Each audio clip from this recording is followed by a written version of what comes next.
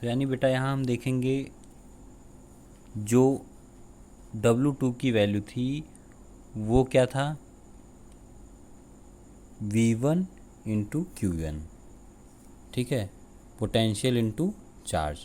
तो जो पोटेंशियल निकल के आया है यहाँ देखो, V1 की जो पोटेंशियल निकल के आई वो क्या है, Q1 अपॉन 4πε0 R12।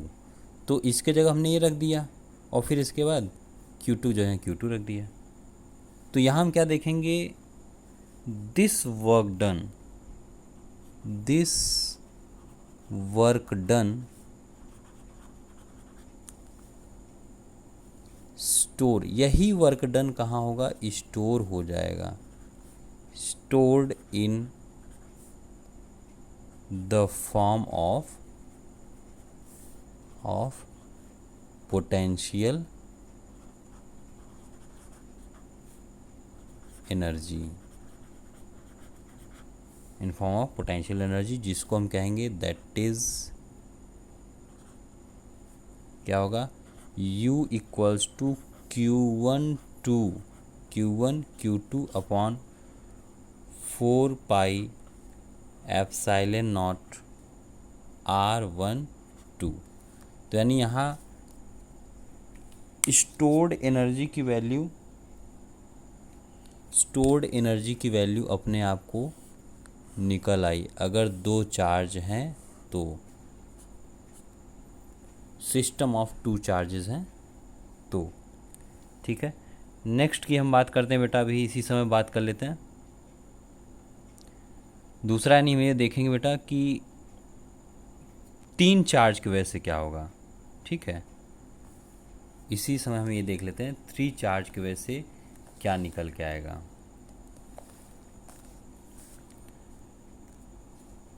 तो यानी हम देखेंगे potential energy of a system of 3 charges, 3 charges के सिस्टम की वजह से जो होगा। तो यानी हम यहाँ क्या कर लेंगे बेटा, यहाँ मान लो Q1 यहाँ है, इसको मान लो Q1, यहाँ Q2 मान लो, और यहाँ Q3 मान लो। तो जो Q2 से Q3 के बीच का जो डिस्टेंस होगा उसको मान लो वो क्या होगा, Q2 से Q3 यानी R23, यहाँ से यहाँ तक का जो डिस्टेंस होगा वो कितना होगा, R12, और ऐसे ही ये क्या होगा, R यहाँ से यहाँ तक की जो दूरी होगी वो क्या होगा, R13 हो जाएगी, ठीक है। तो तुरंत ये निकल आएगा बेटा, इसीलिए हम लोग इसको कंटिन्यू कर रहे हैं, ठीक है।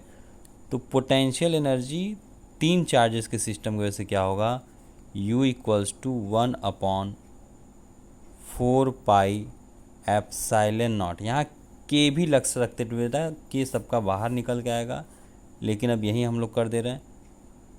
तो क्या होगा, Q1 Q2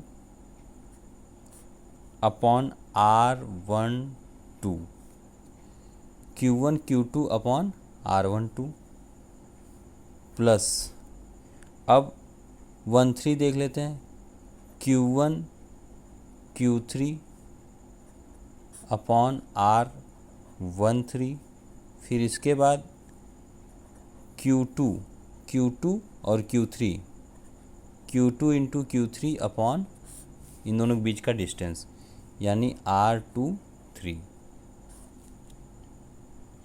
ये कब होगा, व्हेन